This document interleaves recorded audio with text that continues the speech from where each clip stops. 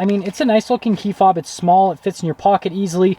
So what could I hate about it? Hey everyone, it's Ben Hardy here, and in today's video, we're gonna be going over the 5 things that I hate about the 2021 Nissan Titan Pro-4X. But to view this video properly, what you need to do is you need to take your Karen goggles, you need to put them on so that you can look at things that do not need to be complained about and complain about them with me, and then of course, ask for the manager. Let's get into the video. Now, the first thing that I hate about the Pro-4X has to do with the rack on the back. I've got the rack back here, and I mean, it's pretty cool, but if we pop into the driver's seat right here, so we're in the driver's seat, you guys can see it does get slightly, ever so slightly, in the way of visibility, and so do these gigantic headrests. Like, these headrests back here are pretty large. But you guys can see, again, the rack does very, very slightly get in the way of visibility. However, it looks really cool, and the thing I think is pretty cool about it also is the fact that it has the LED light there because it's in the way of the cargo light, so now it's on the rack. And then also you could mount off-roading lights onto the top of the rack, so even though it gets in visibility a little bit, and that's something that I don't necessarily like, overall I do like the rack as a piece.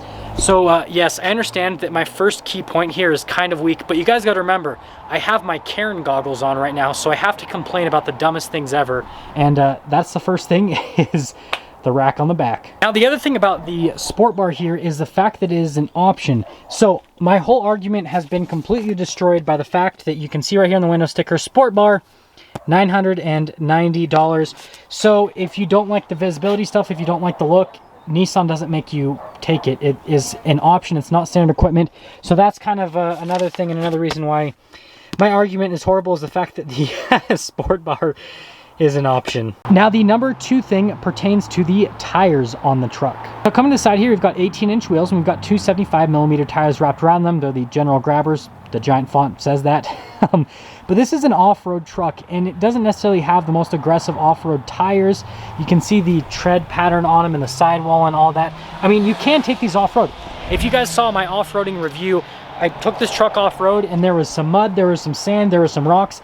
I did not have issues getting grip whatsoever. These tires actually did a lot better than what I thought.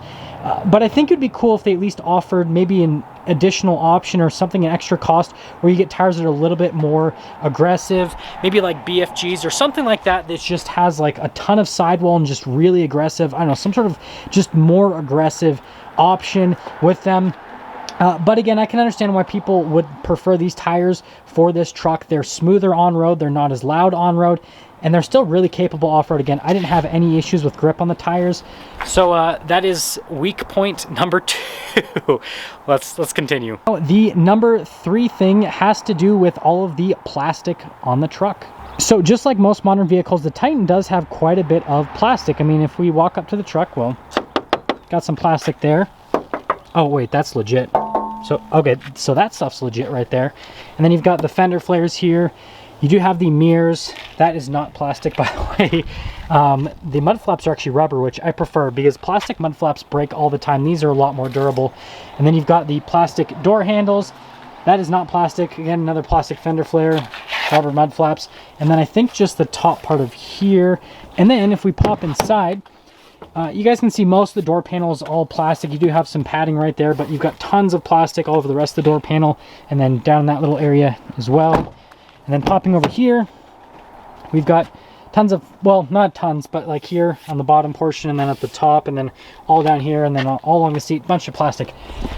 But the plastic's not necessarily a bad thing. So the reason that the plastic's actually a good thing, even though like it's not necessarily the nicest material to use for a vehicle, it's really durable, it's easy to clean, and it's cheap to replace. So think about all the door handle. That's a really high traffic area we're going to grab all the time, and since they made it plastic, it's something that's not going to wear down really fast over time than if they did another material.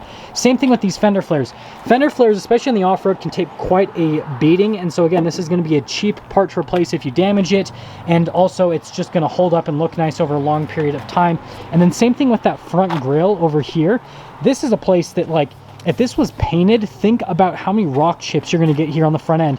But because they made it in plastic, you're not going to have all of that like crappy rock chip look that you normally would get. So that's actually kind of a nice thing. And again, this would be a lot cheaper to replace than if it was painted in all of the red. Same thing here with the mirrors. Mirrors take a bunch of damage from rock chips. So again, another thing that makes it so it's cheaper to replace. And then popping to the interior, same thing with the door panel, mostly just like cleanliness. It's a lot easier to clean this plastic stuff, and it just makes it so that, again, it adds to the durability. But yeah, it just makes it easier to clean overall. So even though it's not necessarily the nicest material to use all over the truck, it adds to the durability, it adds to the lower cost of ownership. And yeah, that's the next weak point. The number 4 thing has to do with the key fob. So we're inside the Titan here, and we have the key fob for the Titan. And you can see it's Nissan's key fob they have for pretty much all their vehicles. It's pretty straightforward. You've got that little tab that, I don't know if I can do this with one hand. Let's see if I can get the key out with one hand. If I can do this, then you guys all owe me lunch. It's okay, you can mail me the lunch. Okay, there we go. Boom, got it out. You guys officially all owe me lunch. Just kidding. But this is Nissan's key fob, and I mean, it's a nice looking key fob. It's small, it fits in your pocket easily. So what could I hate about it? This is super nitpicky, but it's the fact that the buttons all pretty much feel the same. Now, you can see that there's those little grooves on that button right there that do make the unlock button feel a little bit different compared to the other ones. But for the most part, they all feel the same. And so when it's dark outside, it's really hard to tell which button you're pressing if you don't have the key fob memorized. And remember, I've only had this vehicle for a few days. I'm only having it for a week total. And so all the time, I'll accidentally press the unlock button instead of the lock button, or I'll accidentally press the remote start button instead of the lock button. So like, again, super nitpicky. And the biggest thing is, after you've had this key fob for a while, you're going to have the buttons memorized. It's like back in the day when you had the flip phones with the buttons and you memorized it so you could text your girlfriend in middle school. Oh, okay, maybe that was just me. But yeah, it's not a huge issue. But yeah, I mean, other than that, the key fob's great. It's small. It fits in your pocket really nice. A lot of key fobs nowadays are so big that they're really hard to fit in your pocket, but this is like the perfect size. And something else to mention is these key fobs don't really wear out over time. I've seen Nissans with a ton of mileage, and the key fob still looks nice. So that's, I guess, another little benefit with this key fob, and the shape of it and the design and everything and the material use is it's still going to look nice even if the car has a lot of miles and the person's had it sit in their pocket for half a century. The 5th thing has to do with the drive modes, or rather the lack of, and then the manual shifting. Got to pop in the truck again, start it up. Truck life. As you all can see, we are inside the Nissan Titan, and I mean, you do have some stuff you can customize. You've got the hill descent control there, you've got the locker for the rear, and then over here, we've got our drive line select. But this doesn't have any official drive modes. There's not like a sport mode. There's not a normal mode. There's not an off-road mode. And I think that that would be awesome for this truck, just to have the transmission perform differently depending on what you're wanting to do.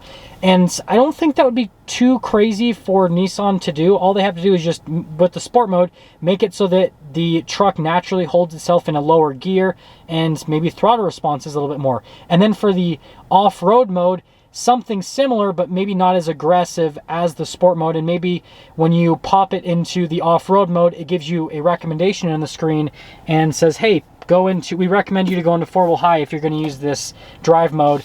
I mean, Nissan, if you're hiring engineers, no, just kidding. But yeah, I mean, that would be cool if it had drive modes. Again, it's not a huge deal. It does at least have a tow mode, which, I mean, it's a truck, so you kind of expect that. So, I mean, you do have that you can press the little button to turn that on or off. And then the other thing is with the manual shifting. So it's on the column shifter. I mean, there's not a whole lot in terms of location where they could put it other than the column shifter. So it's kind of awkward. So how it is you're going to be holding, well, I've got to switch hands again. So you're going to be holding the steering wheel with one hand, and then with the other hand, you're going to kind of have your hand on the column shifter, which isn't necessarily the most comfortable. And also the steering wheel kind of blocks the viewpoint of it.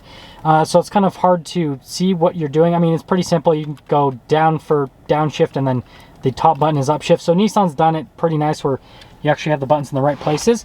But yeah, I mean, that's kind of, it kind of feels weird. And the other thing is I've noticed in the manual shift mode, it doesn't necessarily do it right away. It does it when the truck decides is the best time to do it. So that's kind of weird. When you go into manual shift mode, you're kind of like, okay, I'm controlling it, not the truck. So that's another interesting thing with it. So I guess I need to figure out an answer for that. paddle shifters. Think about that. They could put paddle shifters just on the Pro-4X. Just steal them out of like the Nissan GTR or something like that. That would be cool, actually. Nissan GTR paddle shifters in a Pro-4X. That'd be pretty neat. But yeah, just paddle shifters, and I think that that would be a pretty simple little fix. But again, I'm pretty sure that most of you that are watching that are truck people that would buy this truck for towing and all that kind of stuff probably think that I'm crazy, and you're like, why would you put that in the truck? I would never even use it, and I don't care. And you know what? I'm with you on that. Now, I hope you guys understand that I don't actually hate the truck. This is just tradition for the channel. I always do a 5 things I love about a vehicle and then follow it up with the opposite, which is the 5 things I hate. But realistically, it should be titled the 5 things that I slightly disagree with on the vehicle. I mean, you guys saw throughout the video, most of my points were pretty weak. I had to really dig on this truck to find anything that I disagreed with. But everything that I disagreed with has a reason behind it, or it's very easy to change. The sport bar, just don't get it. The tires, ultimately, yes, Nissan doesn't offer crazy aggressive off-road tires, but it's as simple as going online and buying those tires and putting them on the truck. Like, that is the easiest fix to do for a vehicle, is to get more aggressive tires.